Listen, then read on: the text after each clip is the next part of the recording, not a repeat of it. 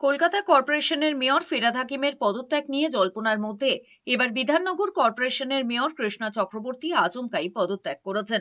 ব্যক্তিগত কারণ দেখিয়ে পদ ছাড়লেন বলে জানিয়েছেন। বিধাননগর কর্পোরেশনের কমিশনারের কাছে পদত্যাগের চিঠি জমা দিয়েছেন কৃষ্ণা চক্রবর্তী। পুর নগরোন্নয়ন মন্ত্রী অগ্নিমিত্রা পালের কাছে চিঠির কপিও পাঠিয়েছেন।